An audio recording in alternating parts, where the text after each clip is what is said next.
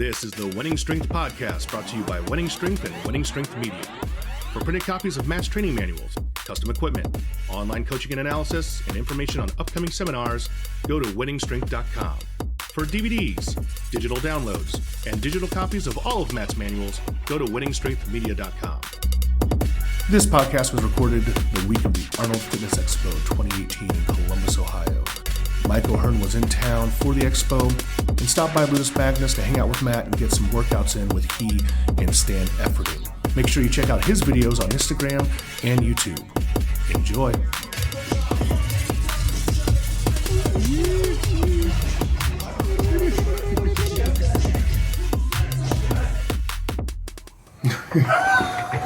What? I've been playing with that thing for 2 hours. Well, and I want to make... You son of a... Coming to you live from Ludus Magnus, Columbus, Ohio. It's the Wenning Strength Podcast. Here's Matt Wenning. What's going on? We got an awesome guest today, one of my friends. We probably met 12, 15 years ago, I think. On Tinder. Yeah, on Tinder. On ArabianMatch.com. Oh! And I remember Chris Bell introducing me to you at Gold's, and I had just broke a world record, and they said, this is the strongest guy we got at Gold's Gym. And I saw you, and I was like, he's a big motherfucker. And I was thinking, I wonder how strong he really is, though. And I didn't know. I saw you posting stuff over the next 5-6 years. Well, finally, last year, I get to go to Gold's Gym, and I get to work out with you, and I'm going to test your fake weights, right? Exactly. And those weights weren't fucking fake. You held right in there with me. We were doing inclines, and you were doing sets, I think, of 3 with 405, and I was just doing 5s. But I outweighed you by 50 pounds, and you were already getting leaner. And I was like, this is the most impressive thing I've ever seen. You've stayed lean almost your whole career, and your strength is impeccable, and you just smoked my ass on reps, you know. And I'm a bencher, so it's just impressive for me to see all that, you know. So give us some background. Where'd you grow up?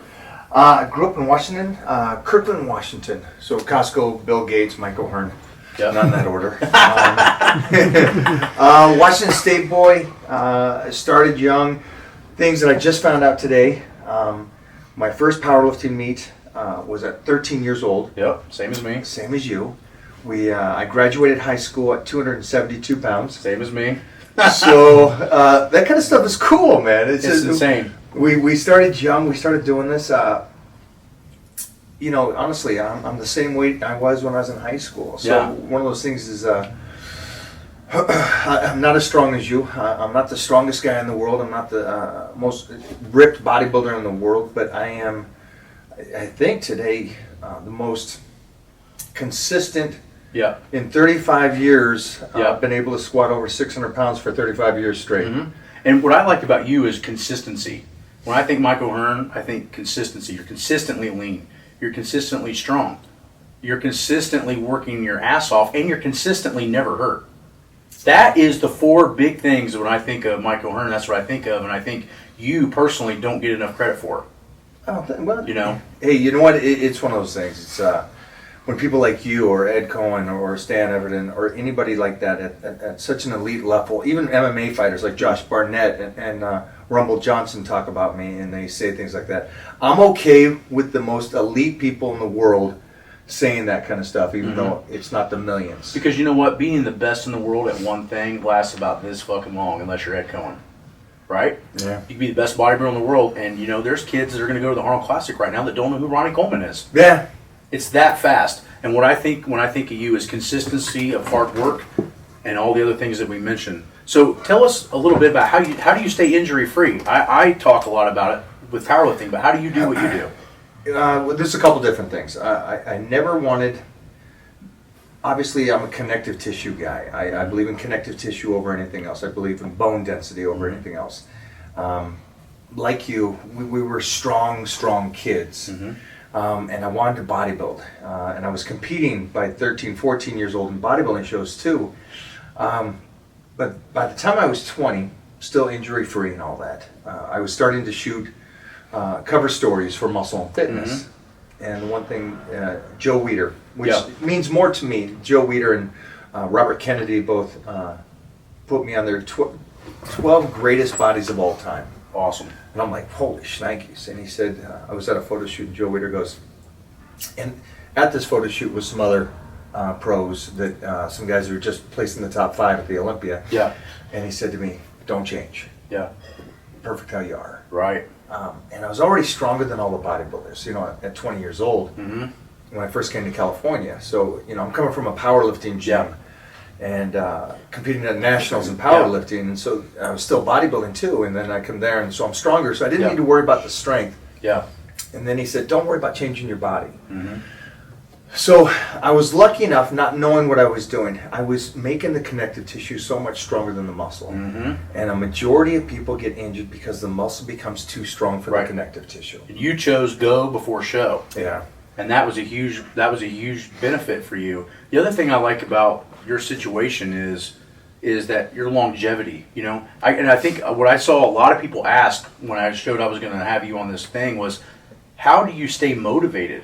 Because, I think there's times when we all get up and go, son of a bitch, we got to go to the gym. There's at least one of those times or a couple of times a year, and I think people fall into a rut. But me and you have never done that because I think one of the things that kept us from doing that is we started so young, it's our life. It's a lifestyle. So tell me how you feel about that. I don't know if you ever seen the movie called Wild Guns, and then it says in there, you guys are all going to fail. Why are we going to fail? Why are we going to fail? Because you don't test yourself every freaking day.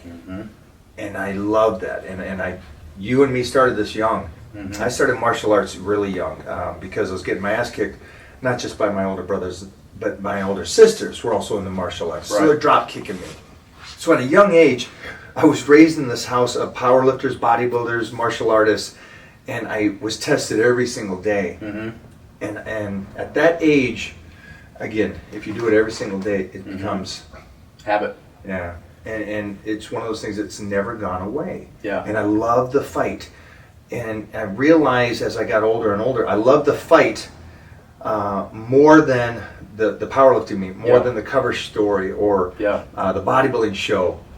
Like Gladiators, doing that through my 20s, 30s, and 40s. Yeah. The greatest thing in the world was, it was not knowing that I was going out there to fight one guy. It was that I had to fight 9 guys a day. And I'm like, hell yeah. Speaking of, as a fan, what was more fun, hitting somebody with that gigantic Q-tip or shooting like the projectiles at them?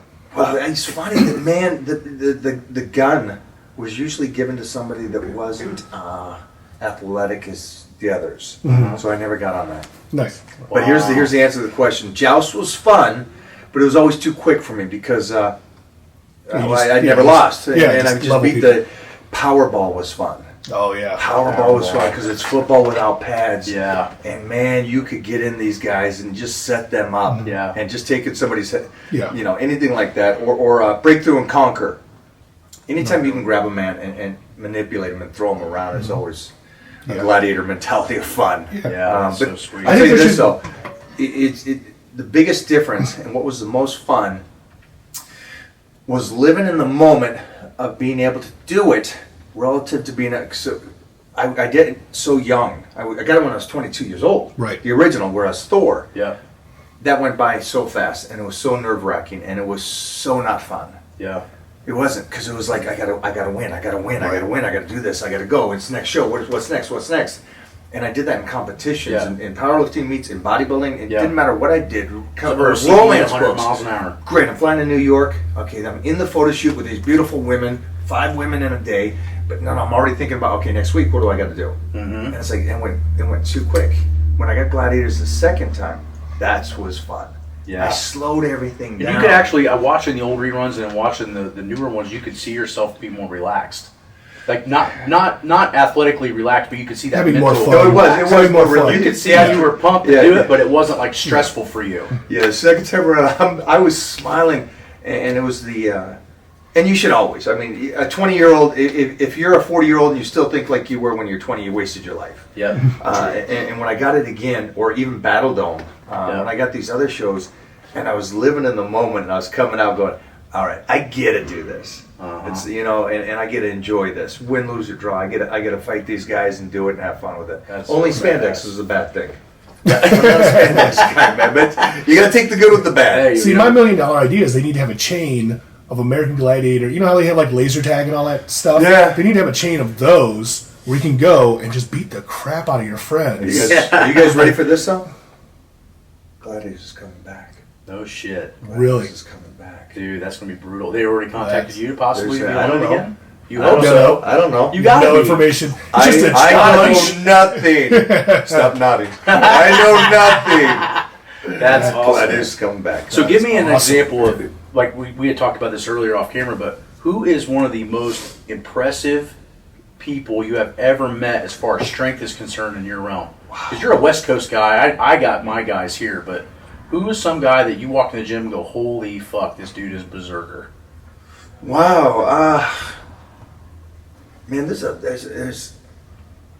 some bodybuilders that come in that just have power. And this is what I hate when people go, you're strong for a bodybuilder. I'm strong for a power lifter. Yeah, you are. You know, you proved it it's today. 35 years I've been able to do these numbers, and I'm more happy that I could do it for 35 years. Where there's guys that try to get to those numbers just once in their lifetime for one meet. And you know me. Yeah. I'm this strong every day. You are. I don't try to cycle up in strength. And I honestly, personally, and like I said, I haven't been around a lot of bodybuilders or whatever you want to call it, but I have personally never seen somebody stay as lean as you are and stay that strong.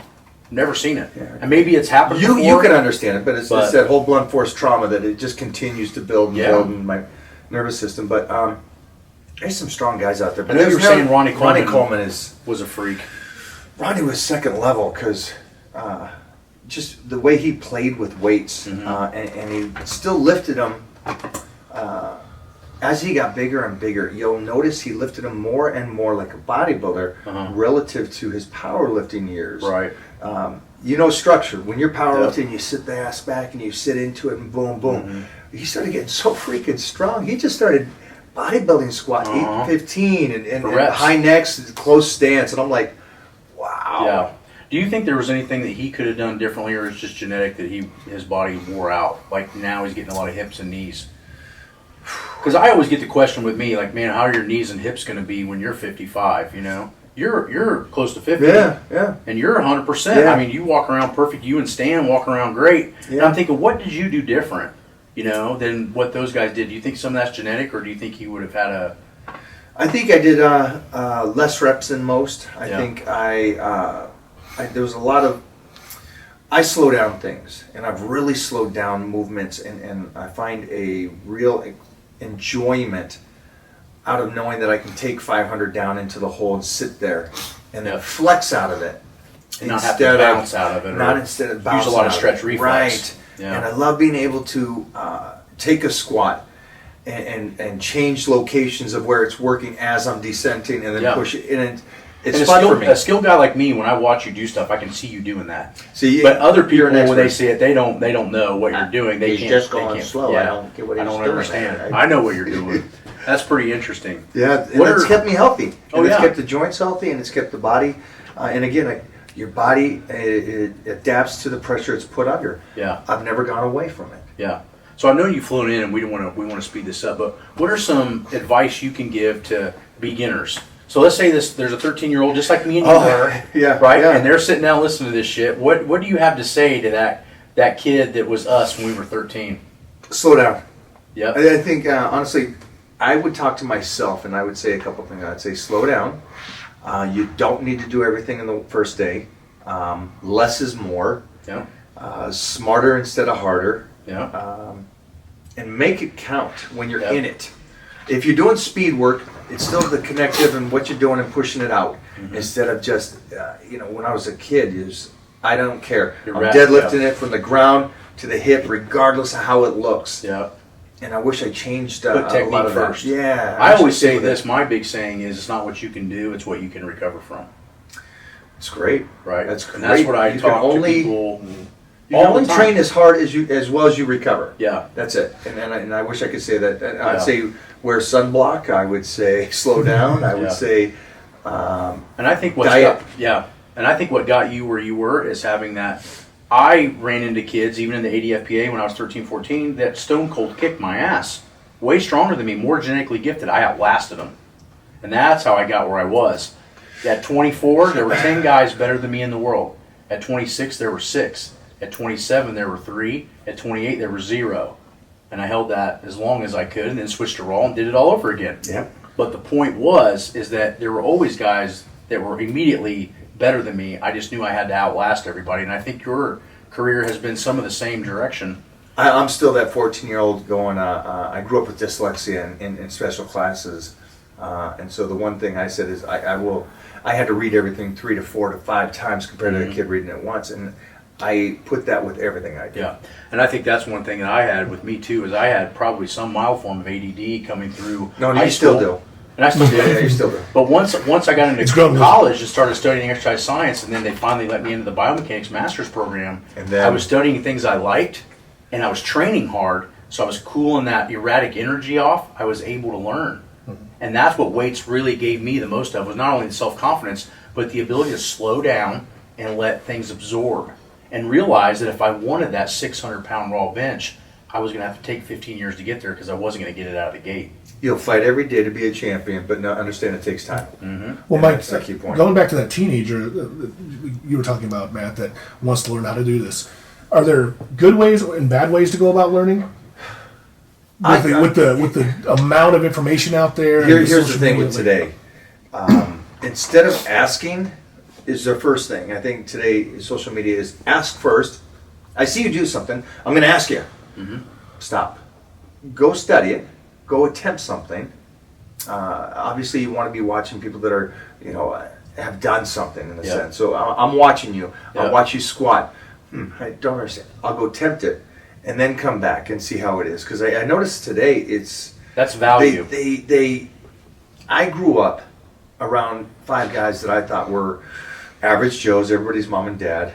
Everybody's just strong. So I grew up with a beautiful ignorant bliss. Mm-hmm. Because I thought Doyle Kennedy, Doug Furness, Jeff Magruder were just the average lifters. I didn't know these are the strongest guys in the freaking world. Yeah. And I'm at 13, 14 going, I can do this and I'll look better than you. Yeah. Which is a beautiful thing. Yeah. And not because there's no ceiling. Yeah, not nearly the level, but in a small town in Indiana where I grew up, the guy that taught me to bench was a 500-pound bencher at 185 pounds body weight. Jeez Louise. And a 722-pound deadlifter in 1972. So these 2 guys that taught me to lift were legends in their own area in their own time. And I immediately saw that and said, I could do that at 13. How old? You're 13. Okay, so this is definitely now there's more of us in common. There's something about growing up at that age where you see something you go, okay, this is average Joe, not knowing it's elite. And then believing that, because here's the thing. I've been able to stay consistent longer than most that we know of. I was just doing Generation Iron, and they were saying Sean Ray and I both got on stage in 1983, and there's nobody still getting on stage except for me. And regardless of what you think about life and how you train and stuff like that, I'm the same size I was in high school. It's about what you believe. Yeah. I don't care if you believe this or that. Yeah. But I would rather you believe that's possible. Yeah. Being there in that age and you seeing him bench that and deadlift that and understanding that, and then me seeing these guys, Doyle Kennedy deadlifting 900 and going, I can do this without the beard. It's just, you know what I mean? It's just, you guys don't even know. I don't know if your fans know these names, but look them up, man. This is Jeff McGrew was the first guy at 242 to bench 605. Doug Furness was one of the best built. Was probably one of the best built powerlifters his ever. Legs 36 inches, and I'm sitting there going, I want legs like that. And then, so just growing up with that, it was our ability to believe this is possible. Yep. Compared to the guy that's at the local gym seeing 315 on the squat, and he goes, well, that's the strongest guy in the gym. That's good weight. Yep. Your ceiling's already set, and I believe Bruce Lee is right. There's no ceilings. We were set up to win. Yeah. And desensitized to what other people thought were impossible. You like that? I like ignorance and bliss. Yeah. It's a beautiful child believing that Santa Claus is real. And I stayed true to that and go, as we got older, okay, maybe I won't deadlift 900, but I'll do something so badass. And I got to 775 for 3.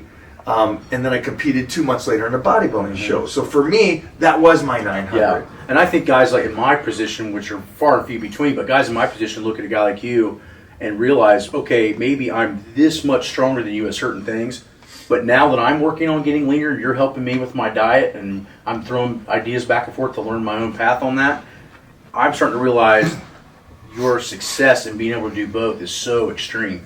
And that's where I think Thanks. people don't understand is you and Stan are the two most disciplined people in my circle of friends as far as what you eat, when you train. What time do you train over at Gold's? Because I know, fucking 4:30. Luckily, at Ohio time, it was 7:30, so I was sleeping. You'd adjusted a little. But it was, I mean, that's when I was just like, man, this guy is the real deal. And we lifted together, and I was like, you hung with everything Thanks, bro. that we put. And I'm telling you, that was a big eye-opener for me because I feel like I trained my ass off. And I was always the underdog and pushing things up and coming from car accidents and things like that.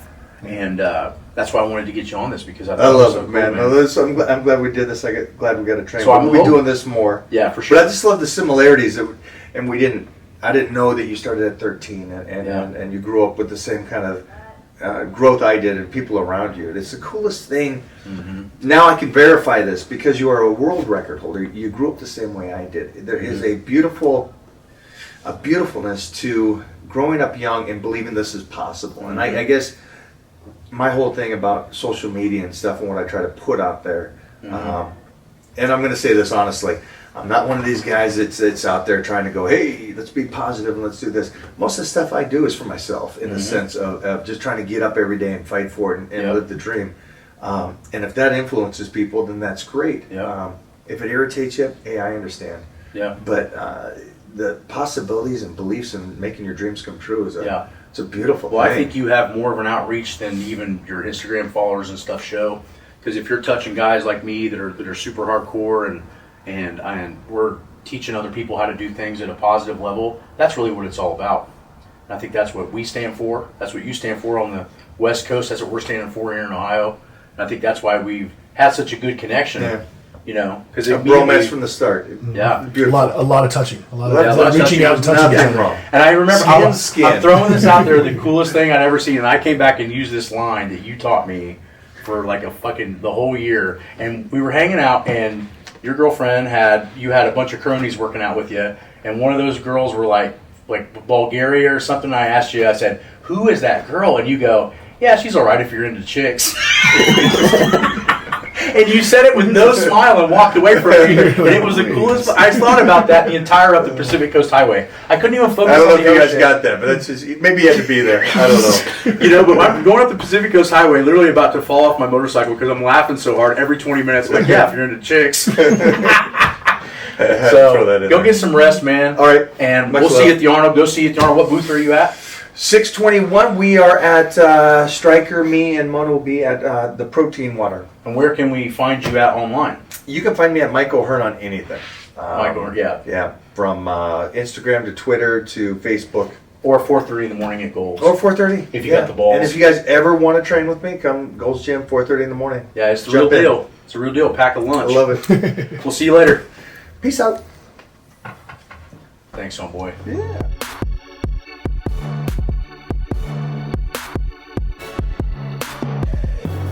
Thank you once again for joining us here on the Wenning Strength Podcast. Don't forget to check out wenningstrength.com and wenningstrengthmedia.com for all of your training needs. And while you're at it, subscribe to us on iTunes and Stitcher. And if you get a chance, give us a 5-star review. We appreciate it.